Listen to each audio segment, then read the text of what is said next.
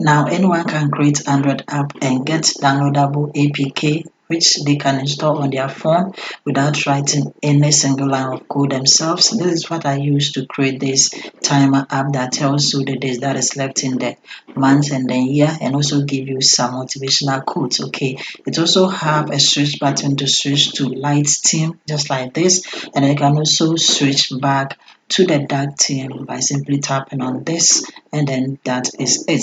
You see that this is my app icon, so when I tap on it you see that my app has opened and it is working perfectly fine. Let me show you how you can create your own Android app.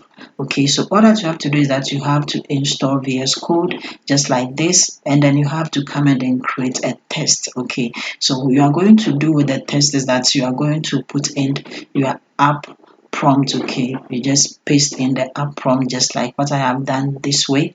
Okay, and then you come and then launch Gemini right from VS Code, and then all that you're going to do now is to simply tell Gemini to use the app prompt that you have pasted in to create your app for you.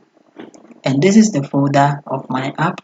So this is my app icon. Okay, and then this is the app that Gemini has created in seconds. All that you have to do now is simply come and then open Android Studio just like this, and then come and then sync automatically. It is going to sync your app, the app that Gemini just created for you. So when you come here, you can see that these are everything that is within the folder. And then all that you have to do is simply come here to the file, and then come here to the build, and then come down here to where we have create a create app bundle or APKs. Okay, and then you see that we have generate APKs right here. When you click on it, it is going to create your APK for you. So as you can see, it is creating the APK. What that you have to do is simply sit back, relax, and then wait for your app to be created. And then you also have Gemini right in Android Studio. Okay, that's the agent, so it can fix any problems for you without you doing anything at all. So as you can see from here, my APK has been created. Okay, and as you can see that is the successful message. And when I click on the locate, it is going to open my APK file. Okay, so as you can see, this is the APK file of the app that I have just created. All that I have to do is simply send it right on my mobile phone. So let me close it. Okay, by simply coming here and then come and click on the exit, and let's go to the phone. Okay, so right from the phone, what I have to do is simply come here to file manager and then open it. That is where I put the APK. Come here to all files, and then it is at the internal. Okay, so let's tap on the internal, and when you scroll up, you are going to see that at the button I'm having the APK file of the app right here. So when I tap on it, I can't install it. Okay, so as you can see, this is my own app that I just created.